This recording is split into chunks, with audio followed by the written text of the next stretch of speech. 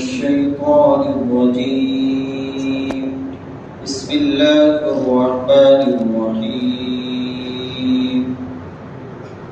ألم تر كيف فعل ربك بأصحاب الفيل ألم يجعل كيدهم في تضليل وأرسل عليهم طيرا أبابيل ترميهم بحجارة من سجيل فجعلهم كعصف مأكول.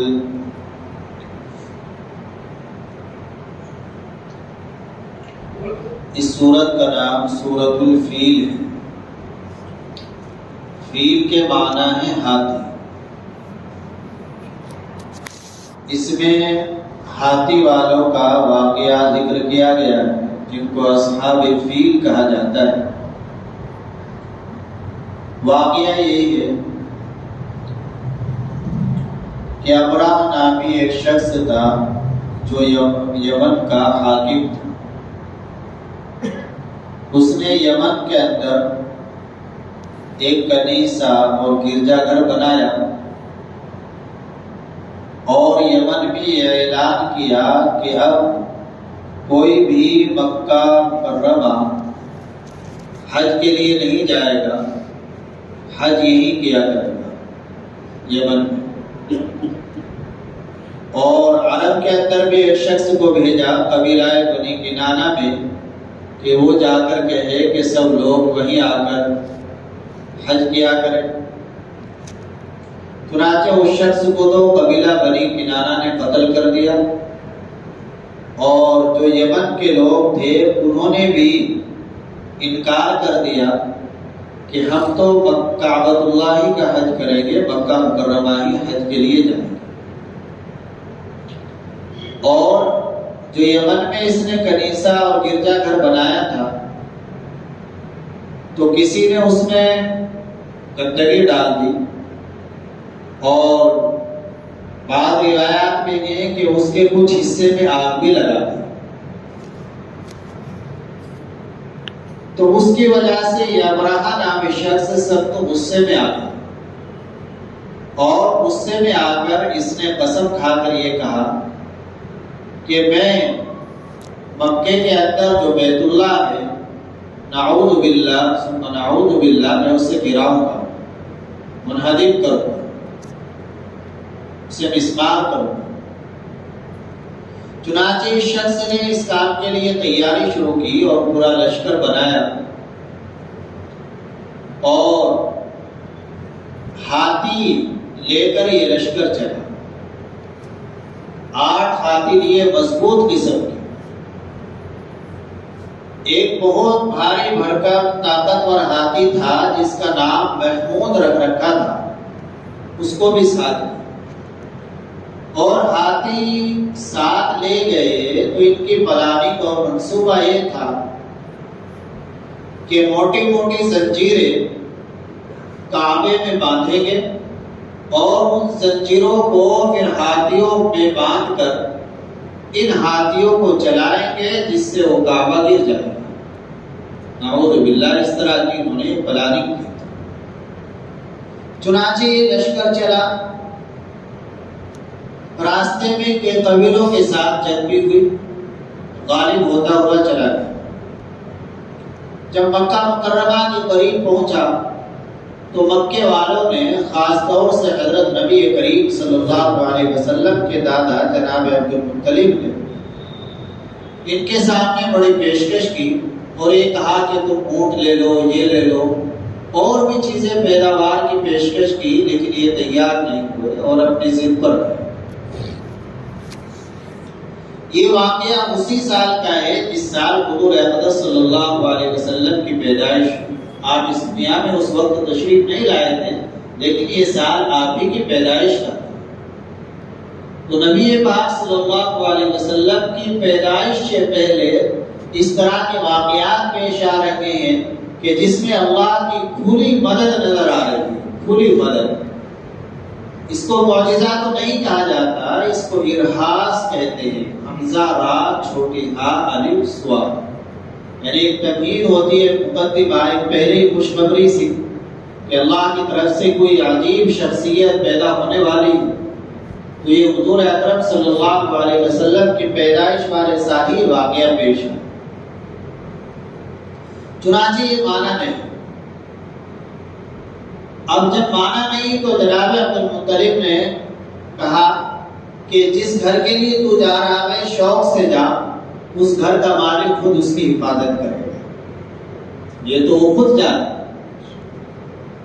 چنانچہ پھر وہیں سے اس کے پیر پھسلنے شروع ہو گئے، اور جو محمود نامی ہاتھی تھا، جو بڑا طاقتور تھا، بڑا فربا، موٹا تازہ، بہت بھاری بھرکم سمجھا جاتا تھا، وہ اونٹ بھی کھڑا ہونے سے انکار کرنے لگا، جو وہ ہاتھی بھی کھڑا ہونے سے انکار کرنے لگا۔ چنانچہ جو ہاتھی چلانے والے تھے انہوں نے بڑی کوشش کی ہاتھیوں کو چلانے کی، لیکن ہاتھی چلے نہیں، ایک قدم بھی نہیں چلے۔ پوری دنیا، پوری مخلوق اللہ کی ہی پیدا کی ہوئی، سب اللہ کے حکم کے تابع۔ ہم صحیح ہو تو ہمیں ہر جگہ ہر چیز میں اللہ نظر آتا ہے، اللہ ہے، اللہ اپنی قدرت دکھاتے ہیں، اللہ کسی بھی چیز سے اپنا کام لے، کسی سے بھی۔ یہ ضروری نہیں کہ اللہ اپنا کام مسلمان سے ہی لے، اللہ غیر مسلم سے اپنا کام لے لے، غیر مسلم کو کھڑا کر دے۔ ابھی یہ جو فلسطین میں لوگ جا رہے ہیں سمندری راستے سے، تقریباً 50 ملکوں کے لوگ ہیں، تو ان میں 60% سے زیادہ غیر مسلم ہیں، اور وہ تحریک چلانے والے بھی ایک غیر مسلم خاتون ہی ہے۔ 1500 آدمی اپنے جان پر کھیل کر ظالم کے مقابلے میں جا رہے ہیں، تو اللہ کسی کا محتاج نہیں، اللہ کسی سے کام لیتے۔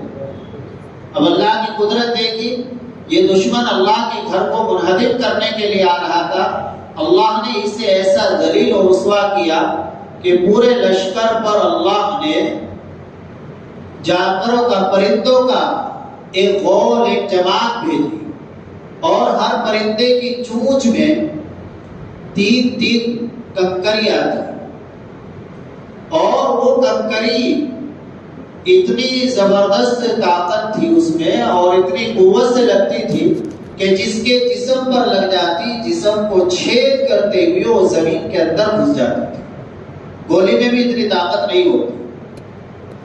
چنانچہ جس کو کنکری لگتی جاتی وہ ہلاک و برباد ہوتا ہے۔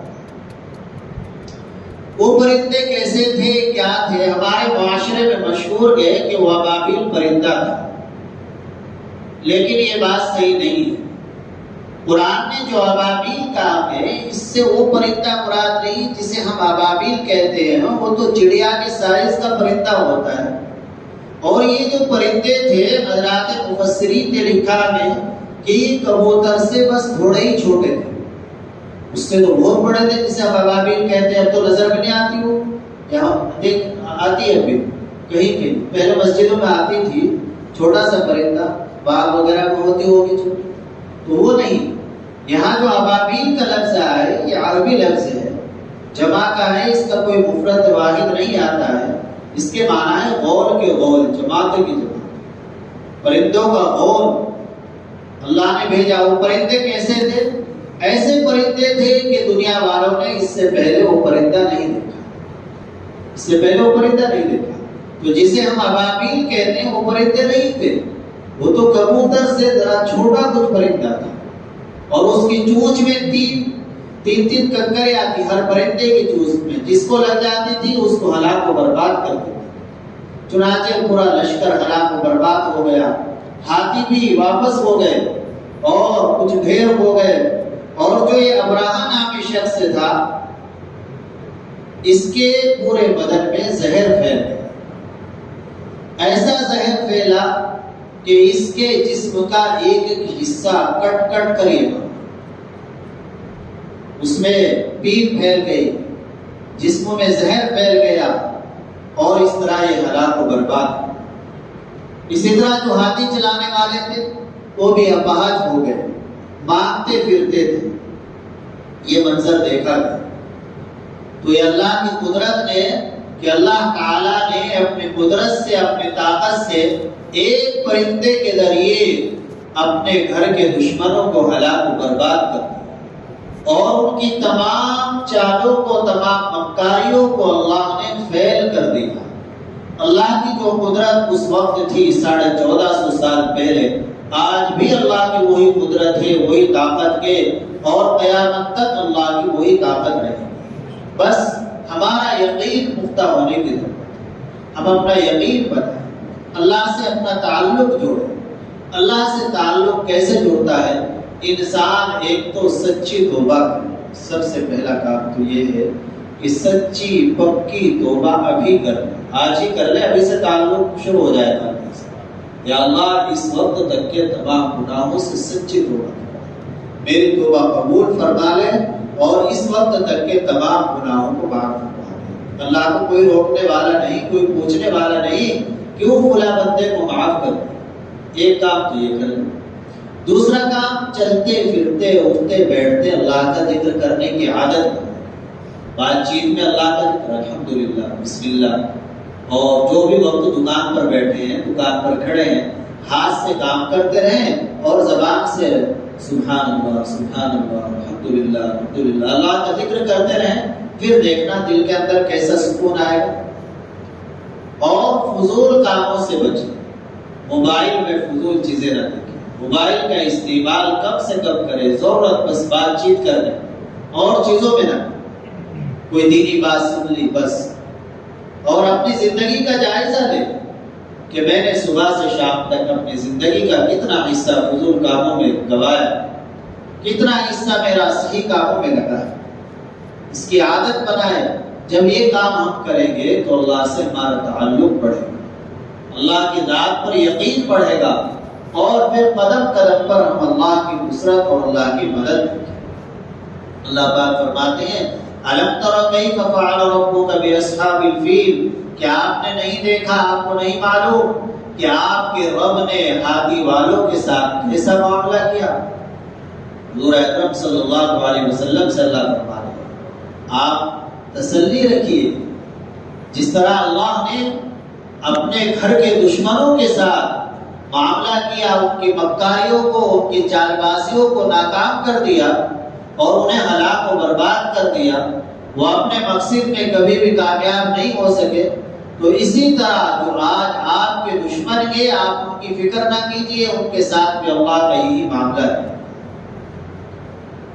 أَلَمْ تَرَ كَيْفَ فَعَلَ رَبُّكَ بِأَصْحَابِ الْفِيلِ، آپ کو معلوم نہیں کہ اللہ نے آپ کے رب نے ہاتھی والوں کے ساتھ کیسا معاملہ کیا؟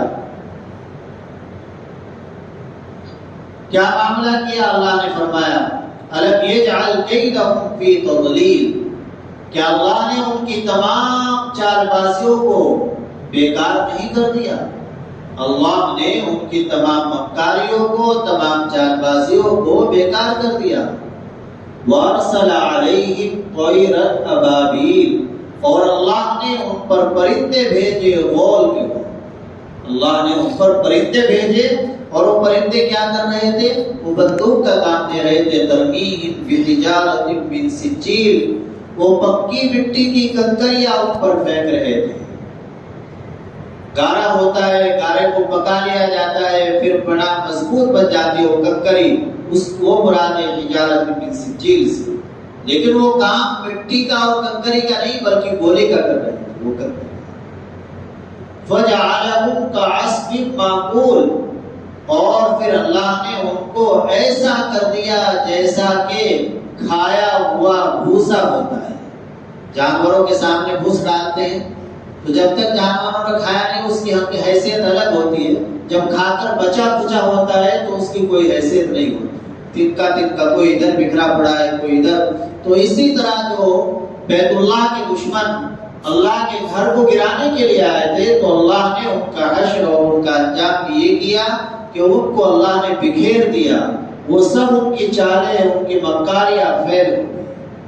اس صورت سے ہمیں یہ سبق ملتا ہے کہ انسان اللہ کی ذات پر کامل یقین، جو بھی کچھ کرتے ہیں اللہ کرتے ہیں، اور اللہ کی بڑی طاقت ہے۔ اللہ پل جھپکنے میں پل جھپکنے میں اتنا بڑا کام کر دیتے ہیں کہ جتنا پوری دنیا مل کر نہیں کر سکتی۔ اللہ کی اتنی بڑی طاقت ہے۔ تو ہم اللہ سے اپنا تعلق مضبوط بنائیں، اور اللہ سے تعلق مضبوط اسی طرح بنے گا کہ جتنا ہم اللہ کا ذکر کریں گے۔ آپ دنیا میں دیکھ لیجئے، دنیا میں اگر ہمیں معلوم ہو جائے، کوئی ہمیں بتا دے آ کے کہ بھائی فلاں آدمی آپ کو بہت یاد کرتا ہے، تو دل میں اس کی محبت آئے گی یا نہیں؟ تو اللہ تو کتنے بڑے ہیں، جب اللہ تو دیکھ رہے ہیں، جب اللہ دیکھ رہے ہیں، اللہ کو معلوم ہے میرا بندہ میرا ذکر کر رہا ہے، تو اللہ کیسے مدد فرمائے؟ لہٰذا خوب اللہ کا ذکر کریں۔ آپ دو تسبیح پڑھ لیں لا الہ الا اللہ کی، خوب لذت